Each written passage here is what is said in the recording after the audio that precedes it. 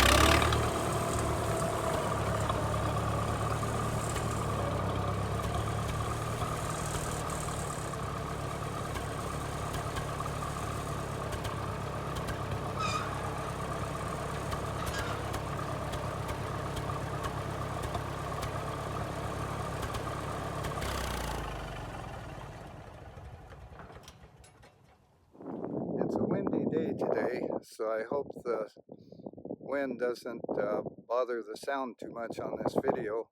But I'm going to go ahead and do a walk around on the tractor now so that you can find out a little bit more about it. The tires are 18-4-34 on the rear, and I just recently replaced them, so they've got excellent rubber, as you can see. And here's the other tire. So these were purchased not brand new, but good used tires from a tire dealer. And then the front tires were replaced brand new. As you can see, they've had very little wear. They've still got the nubs from the being new tires. And as far as the loader itself, it is an F10 Farmhand loader, which was real popular at one time. The bucket that's on it right now is a grain bucket. I don't know what size or how much capacity it is, but I have reinforced it with extra steel because I was using it for dirt as well. So this steel here, it was all to reinforce it, but it has a quick detach. So you can see here where it just slips on. The bucket slips onto the loader itself.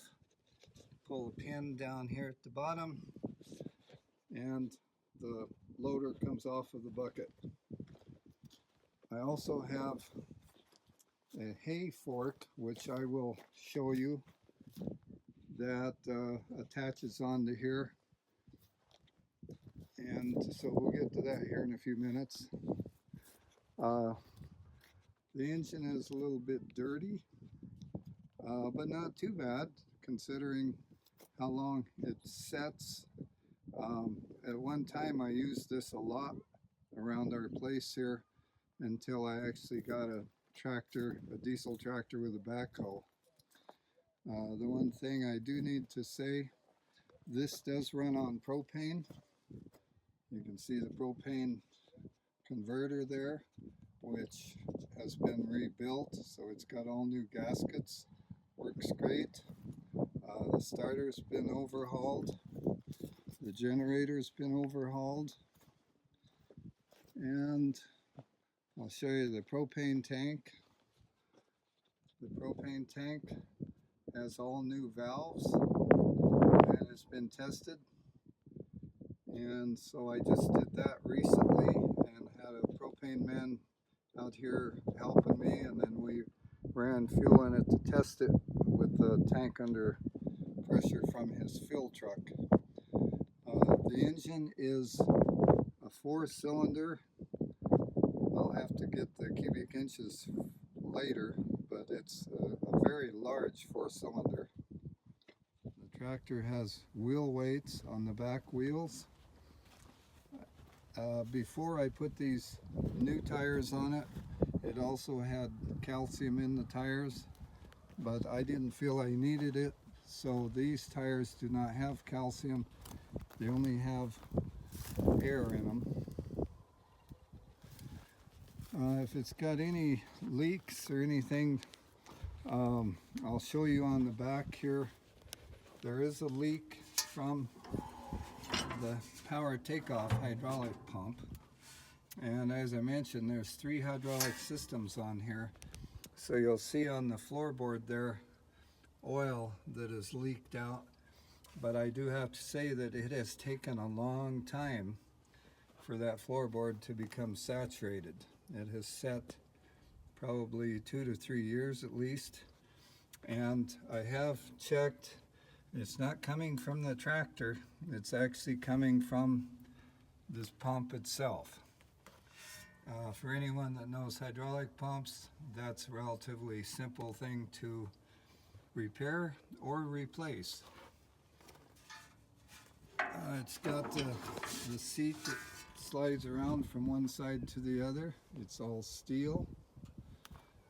I'll show the hydraulic controls. This is the main control for the bucket. So you've got pushing on it lets the bucket tilt, pulling back on it lets the loader down. For raising it and turn it backwards, for raising the tilt, that is, and for raising the boom or the bucket, it would be that direction. Okay, there's also a slower, more precise control, and that is these levers right here. So if you want to fine-tune either the tilt or the letting the boom down, that's what those are for. This lever is for an additional hydraulic system. Right now, I'll pull one of these hoses out.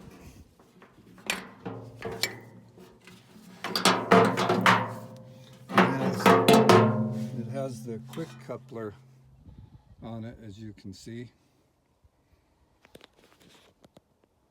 The third hydraulic system is actually from this control here. There's 2 hoses like this one that come out with a quick coupler and a shutoff valve. The tractor does have a drawbar. The drawbar is removable. Step. And here's the hydraulic tank. The tank actually had a smash or a crease in it before I bought it. I put brass brazing on it, and that's corrected the leak. I've owned this tractor since 1998. The tractor also has fully operational lights. So there's the rear light, and then the front lights are attached to the front of the radiator. Folks, here is the hay rack that attaches to the F10 Farmhand loader.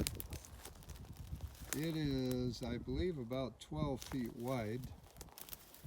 All of the forks are good.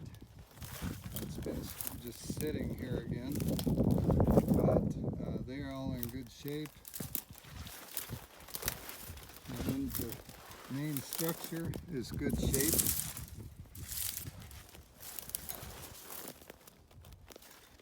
And these are the quick attach features for attaching it to the bucket, to the loader where the bucket comes off. I've only used this, I think, once or twice, and actually when I used it, the way I used it was I laid plywood on it and used it for scaffolding for a building project I was working on. So it will go way up in the air with that F10. I'll try to get the capacity on that F10 here in a little bit. Here is some of the literature that comes with the tractor.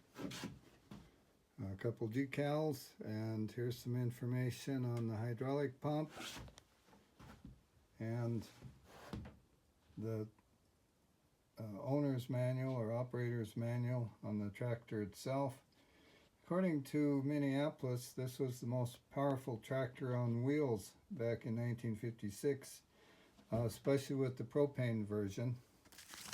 I'll turn that over here and I'll give you an up-close look at the maximum horsepower at the belt with LP gas was almost 75 horsepower and the drawbar 66 horsepower. It was considered a 5-plow tractor.